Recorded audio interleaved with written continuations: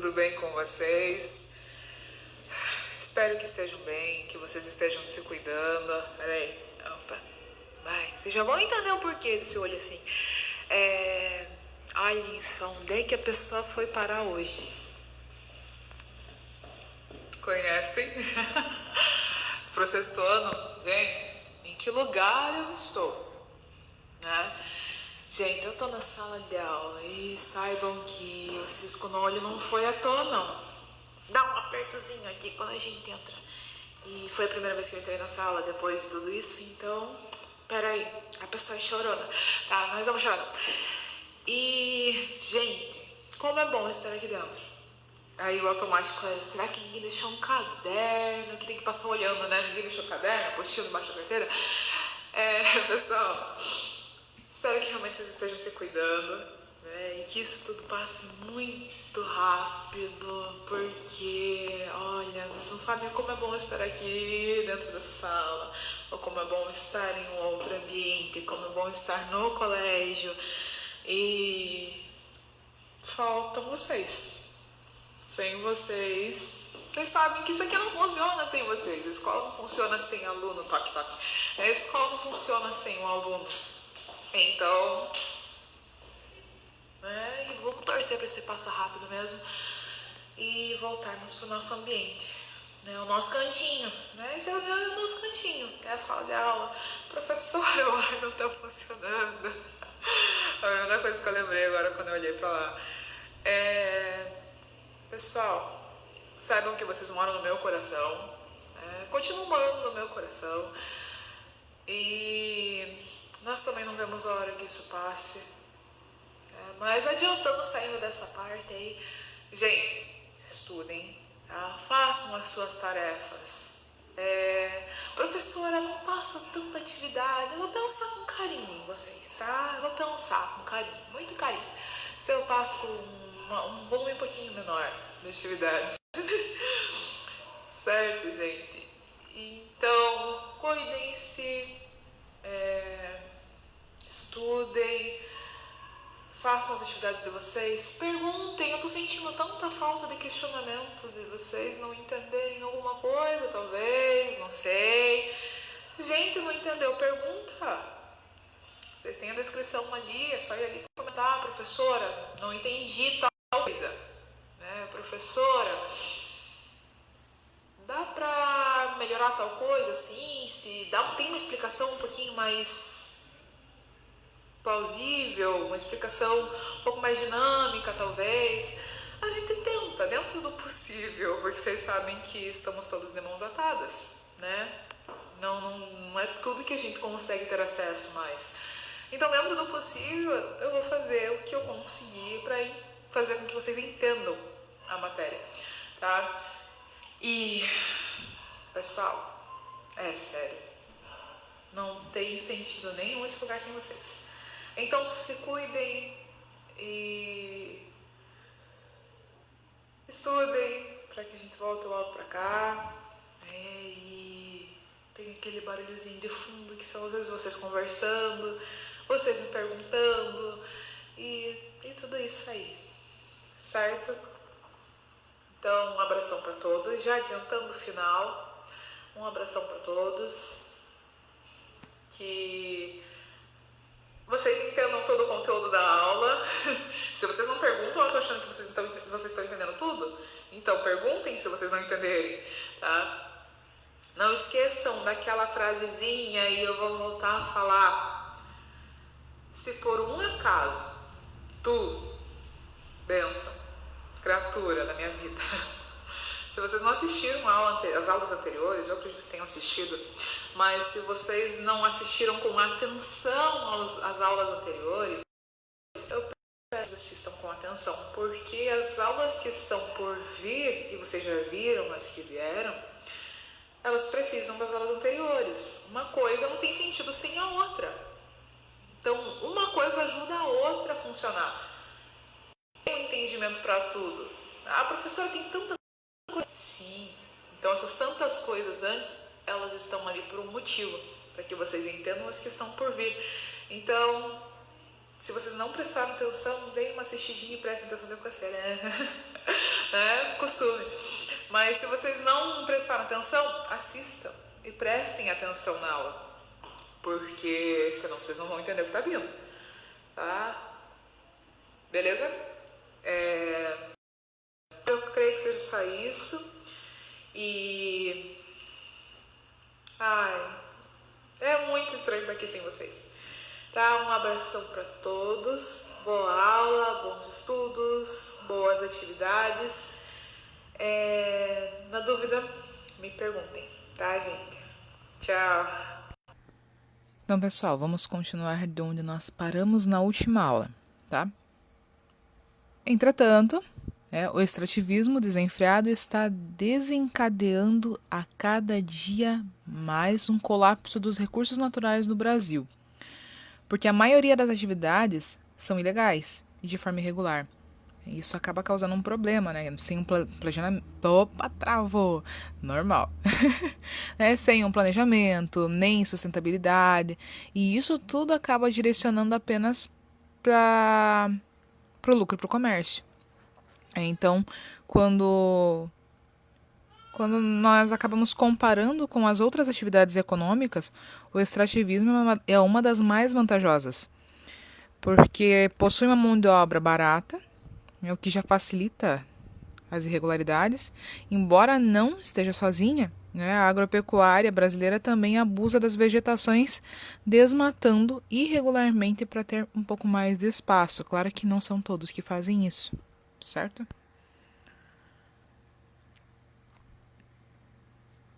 Vamos ver onde é que está. Aqui. Então, é um grande desafio encontrar uma região com extrativismo ecologicamente equilibrado. Claro que, além disso, na região norte, a extração de madeira, castanhas e látex é bem intensa, devido às grandes florestas e a vegetação na região. A madeira é um dos principais recursos de extração, encontradas nas matas de araucárias ou em florestas subtropicais. Um exemplo que a gente pode citar que é utilizada para produção de papel, celulose, móveis, entre muitas outras coisas. Mesmo protegido por lei, o desmatamento ilegal existe e é um grande problema no nosso país. É igual a gente lembra daquele desenho do Rio, acho que era uma arara azul. Então é mais ou menos a mesma coisa, né? Infelizmente ele é um problema muito grande para o Brasil. Outros produtos retirados são a castanha do Pará, que é extremamente vítima do extrativismo, vinda do Amapá e do Pará, sendo destinada 80% para os Estados Unidos e para a Europa. Depois a seringueira, ainda mesmo que haja todo um avanço tecnológico, o extrativismo do látex das seringueiras ainda existe e é a principal matéria-prima para a produção de borracha. Carnaúba, com inúmeras aplicações na indústria. Da carnaúba se aproveita o caule, a madeira, as raízes, encontrada nos estados do Nordeste brasileiro, e é chamada de árvore da vida. Do Nordeste ainda vem o extrativismo da piaçava, utilizada para produzir cordas e vassouras, a castanha de caju, para fins alimentícios e cosméticos, e também tem o açaí, com esses fins. Então, não esquecendo que o Brasil é o grande produtor mundial de açaí. Ele é responsável por 85% da oferta mundial. E quando a gente está em sala de aula, olhem ali o açaí. Sempre tem alguém que pergunta, mas professora, o açaí ele vem no pote, gente, ele é transformado, tá? A forma real dele é essa. Beleza? Continuando. Então, por mais que o Brasil possua inúmeros recursos naturais, nenhum durará para sempre. É necessário preservar o meio ambiente e valorizar o extrativismo vegetal sustentável, a forma correta do extrativismo.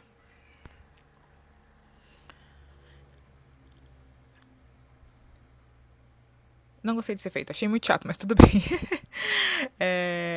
Eu juro pra vocês que na próxima aula eu não vou usar. Então, o extrativismo vegetal se associa mais às atividades econômicas desenvolvidas por pequenas comunidades, nesse sentido, a preservação ambiental do local que mantém tal atividade. Então, sentindo a preservação ambiental do local que mantém essa tal atividade, além de ser extremamente necessária, é favorecida por essas atividades sustentáveis e vice-versa. As reservas extrativistas são uma forma importante de assegurar a preservação ambiental. Então, elas são implantadas principalmente nos locais em que vivem comunidades. Comunidades tradicionais.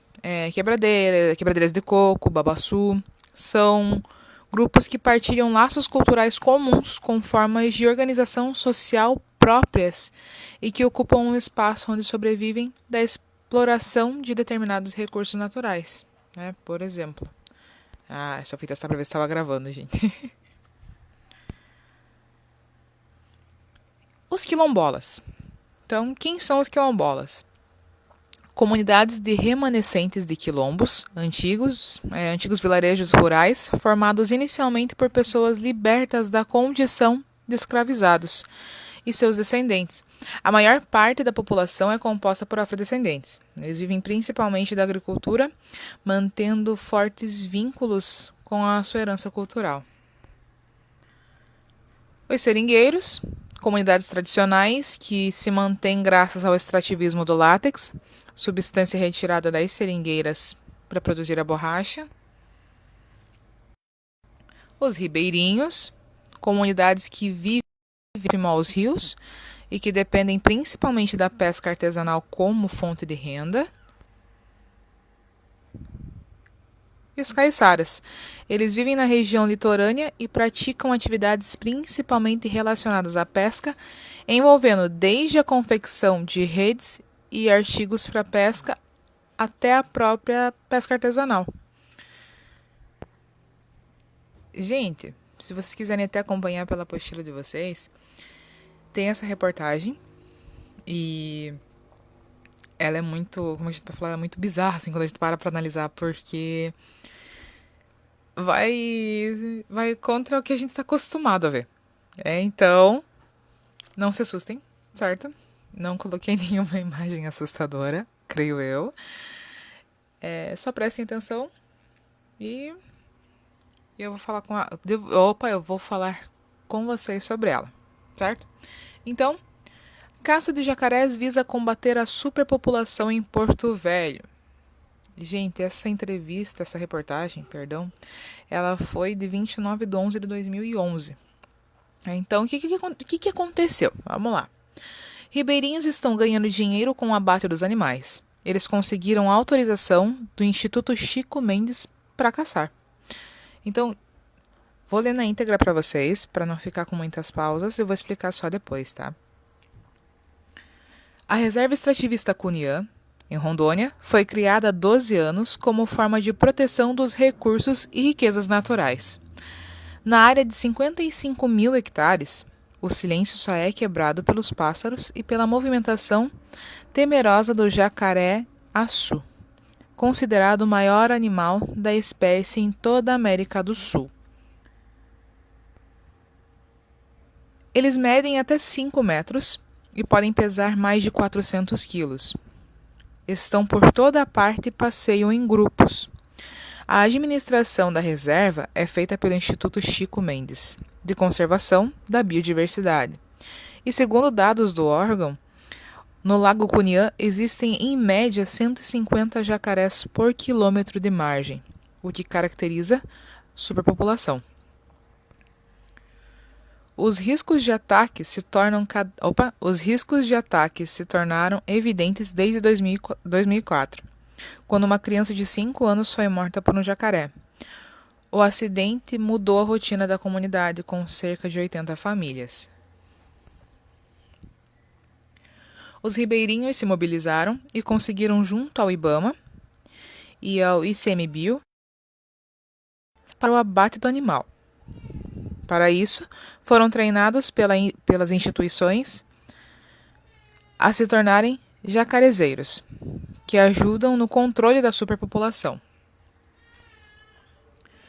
No dia seguinte, o abate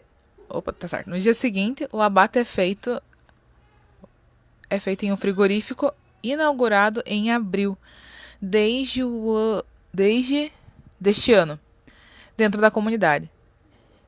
Para administrar o frigorífico, os ribeirinhos se organizaram em cooperativa e estão aprendendo com o Emater, desde a distribuição de cargos e tarefas até a comercialização do produto. Acho que eu pulei alguma coisa. Eu pulei alguma coisa. Mas então, gente, voltando. Então, isso aqui acontece no dia seguinte, né? Isso que eu falei que eu ia explicar só depois, mas tudo bem. No dia seguinte no dia seguinte ao abate, eles fazem a limpeza do animal, né? E é mais ou menos esse processo que vocês estão vendo na imagem, tá? Então a carne do jacaré já embalada é retirada do frigorífico e colocada em isopores. Depois é levada de barco até Porto Velho para seguir em busca do mercado consumidor. Os ribeirinhos encontraram no abate uma forma de controlar a superpopulação, melhorar a renda e a qualidade de vida da comunidade. Então, gente, quando eu falei para vocês que era bizarro, é estranho quando a gente fala sobre a caça de um animal. E quando a gente fala em superpopulação, imaginem vocês uma remessa grande de jacarés, né? Eu não ia para um lugar desse nem que... Não, de jeito nenhum. Não vou nem cogitar a hipótese. Mas eles, infelizmente, foram praticamente obrigados a fazer essa caça para controlar a superpopulação de jacarés. Caso contrário, imaginem vocês, são só 80 famílias. Então, ia ser um domínio muito grande dos jacarés. Para que eles tivessem uma forma de vida mais equilibrada, saudável e segura, com certeza, infelizmente, essa atividade ela acabou sendo necessária. Tá? Continuando, vocês têm uma atividade em seguida. Eu vou dar a explicação dessa atividade para vocês aqui, mas ela estará na orientação no final, não se preocupem, tá? Então, o que vai acontecer com essa atividade? Vocês vão ter que responder as 5 perguntas na apostila, certo? Coloquem a data da aula de hoje e respondam na apostila. Que tipo de comunidade tradicional vive na reserva extrativista Cunhã? Que tipo de extrativismo essa comunidade realiza? Então, vocês vão responder que tipo de comunidade que é, se é quilombola, se é caiçara, né?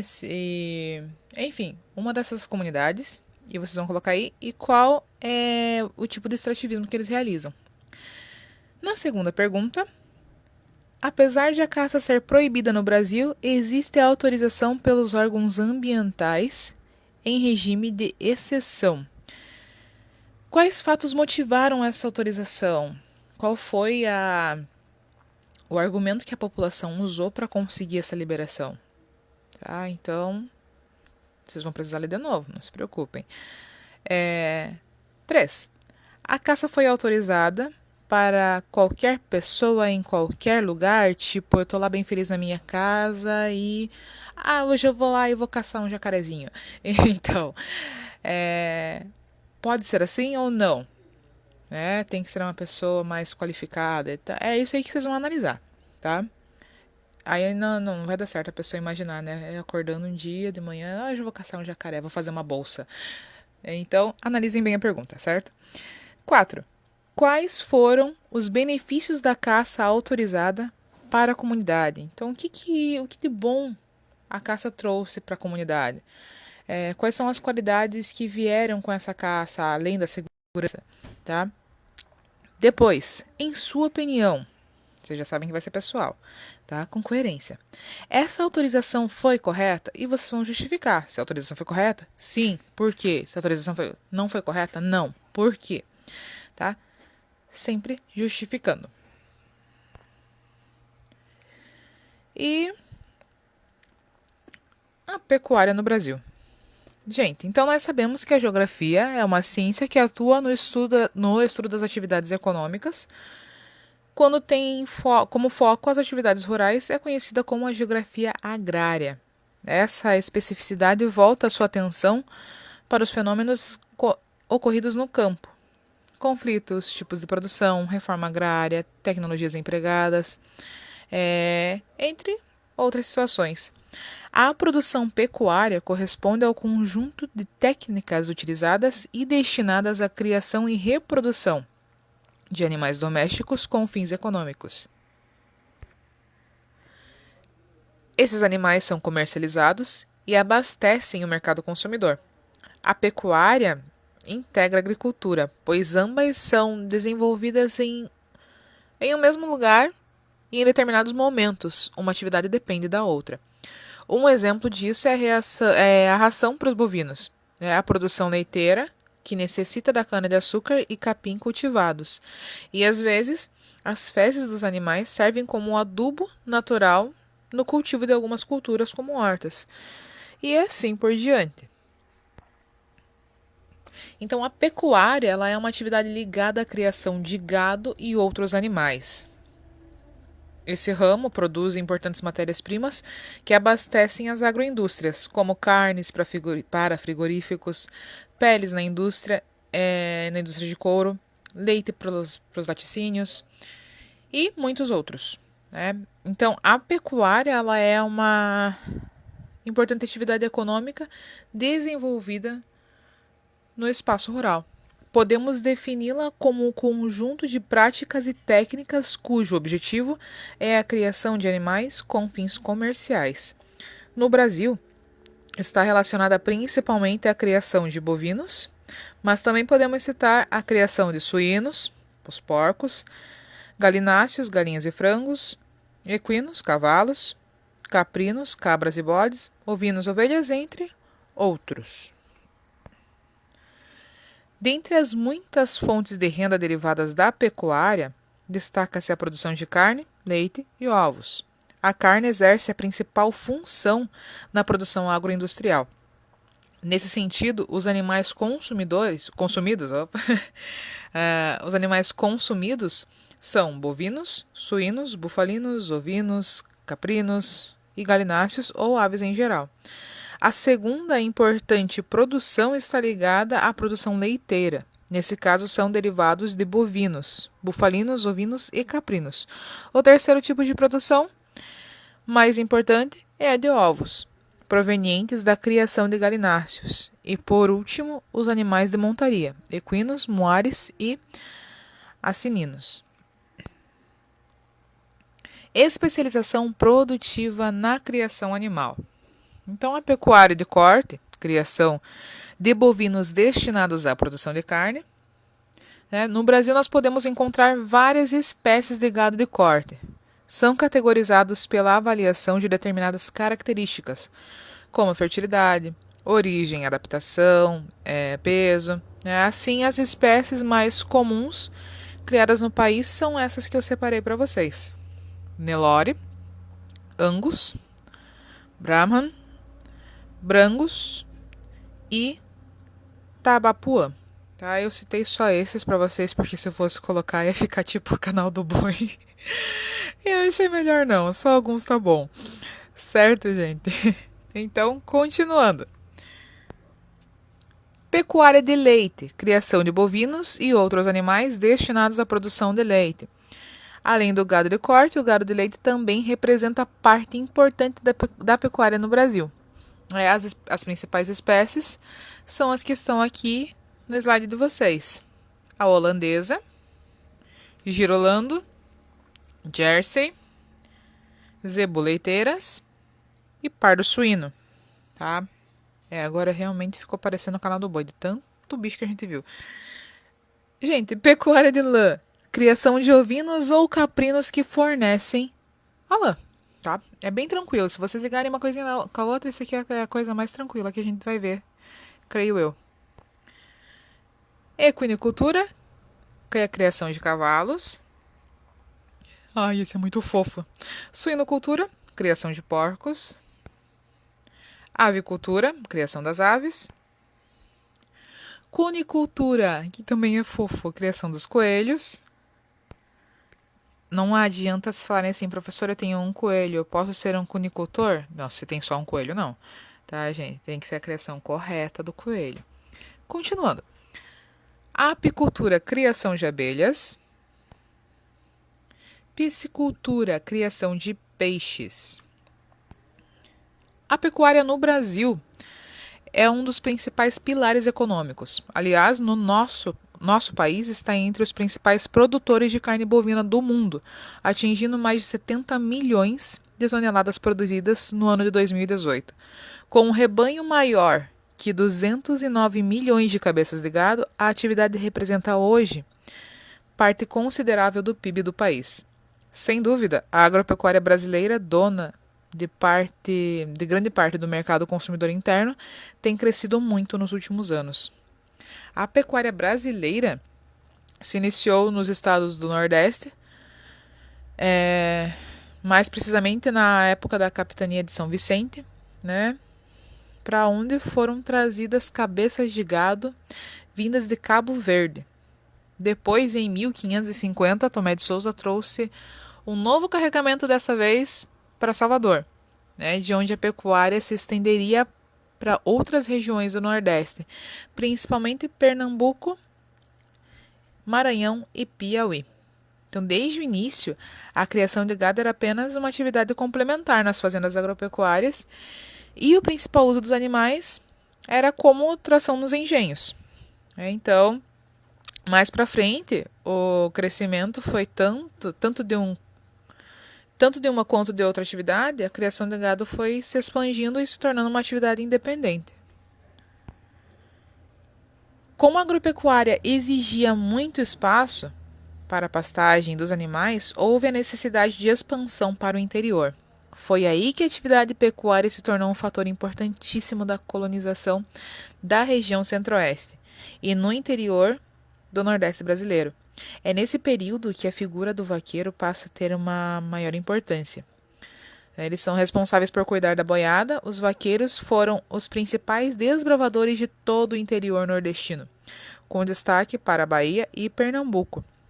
Esses homens, muitas vezes vistos como rudes, geralmente ex-escravos, fugidos dos engenhos, seguiam sempre em torno dos rios onde eram instalados os currais. Em 1614 foi realizada a primeira feira de gado, na Bahia.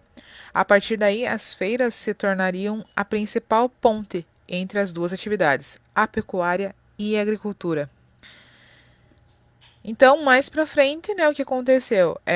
Estendeu-se para o sul do país, onde encontra imensas pastagens naturais e se torna a principal atividade econômica da região por muito tempo. Atualmente, as regiões Centro-Oeste, Sul e Sudeste são os principais produtores de bovinos, sendo o Nordeste o principal produtor de caprinos e muares. Os ovinos predominam no Brasil e os suínos predominam no sul do Brasil e os suínos e aves no sul e sudeste. No último censo realizado pelo IBGE, constatou-se que foram abatidas 23 mil cabeças de bovinos, mais de 20 mil cabeças de suínos e mais de 3 milhões de cabeças de aves só. Isso, nesses dados que eu consegui, foram de 2007. Sem contar outros 12 milhões de litros adquiridos e as 32 milhões de unidades de couro inteiro cru de origem nacional adquiridas pelos curtumes. Então, os motivos que comprovam a importância desse setor. A pecuária no Brasil hoje representa uma enorme relevância. Dentre as principais razões para tal, destacam-se alguns fatores. O Brasil tem o maior rebanho bovino do mundo. As exportações de carne representam um ganho estimado de 6 bilhões de reais. Somos o segundo maior país exportador de carne no mundo. Possuímos um parque industrial com capacidade de abate de quase 200 mil bovinos por dia. E a atividade emprega cerca de 1.600.000 pessoas. 1.600.000 pessoas. Então, a atividade pecuária está dividida também de acordo com o nível tecnológico empregado na produção. Nesse sentido, existe a pecuária extensiva e intensiva.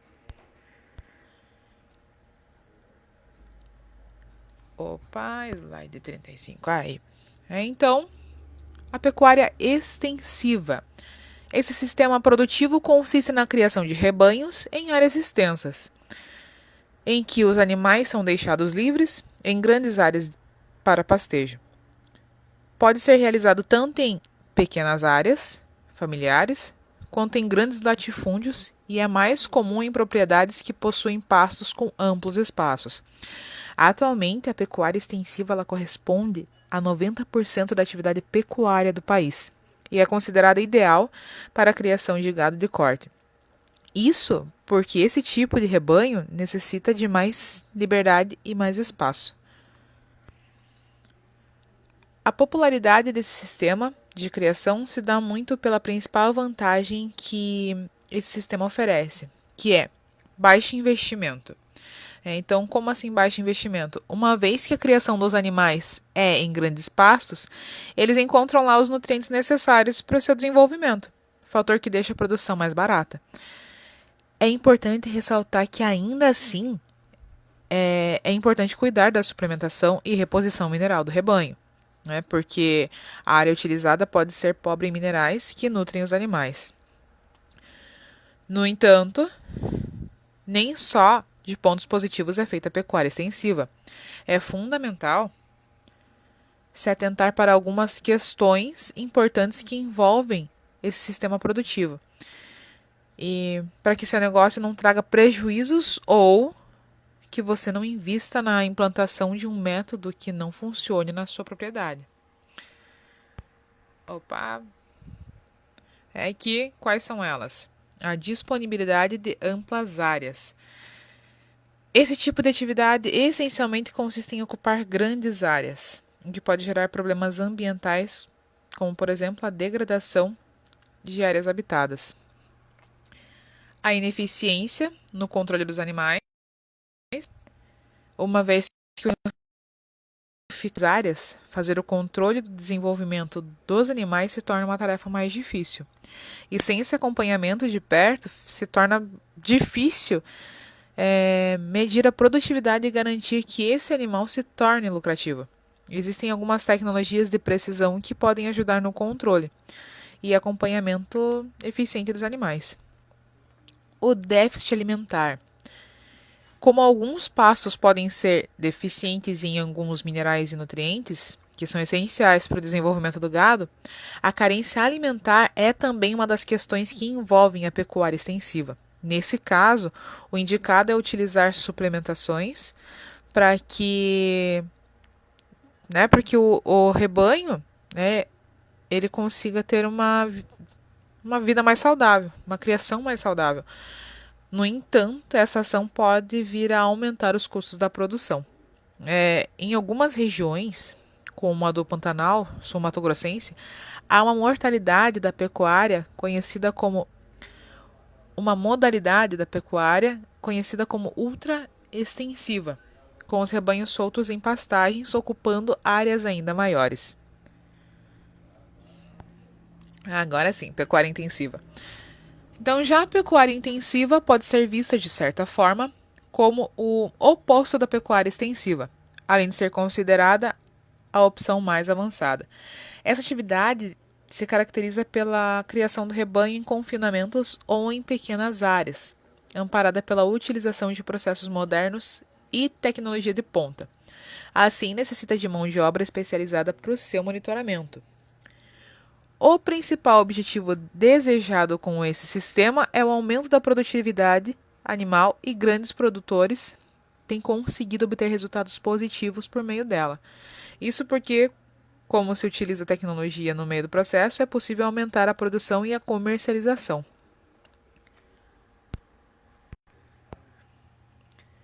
Entre os seus principais pontos positivos, destacam-se o completo controle do rebanho.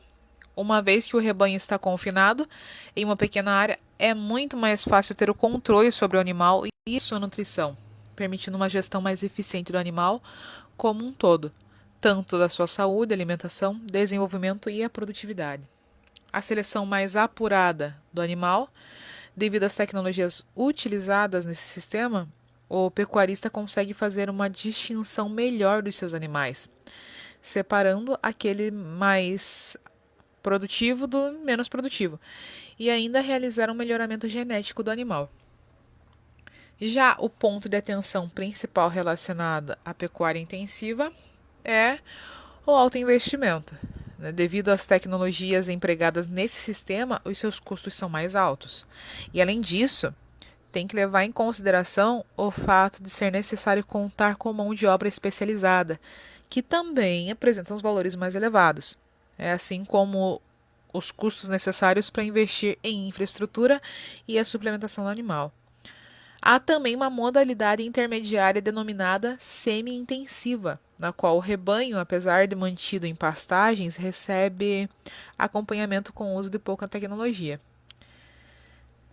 Então, gente, agora que vocês já entenderam as diferenças entre pecuária intensiva e extensiva, é fundamental que não passe batido a gente falar que todos eles têm os seus benefícios, e que todos atendem a diferentes necessidades. As atividades ligadas ao espaço rural, elas apresentam características peculiares e são bastante diferentes. Porém, o uso de tecnologias no campo é cada vez maior, mudando a antiga visão do espaço rural como um lugar onde a tecnologia não se aplica, e assim por diante, né? Então, nós não podemos afirmar que um sistema é melhor do que o outro. Tudo vai depender de uma série de fatores relacionados à propriedade, ao pecuarista, e para que então se defina qual das opções atenderá melhor aquelas demandas específicas. Gente, as suas atividades. A apostila de vocês, página 8. Livro de atividades, páginas 5 e 6. Não esqueçam, realizem essas atividades nas apostilas de vocês. Coloquem a data da aula, por favor. O que é mais que eu tinha para falar para vocês? Mil perdões por estender a aula de vocês também, porque eu não podia cortar a questão da pecuária intensiva e extensiva, tá? Uma boa semana, se cuidem e eu tô com saudade de vocês, tô mesmo. E enfim, gente, até a próxima aula. Qualquer dúvida, me perguntem, tá?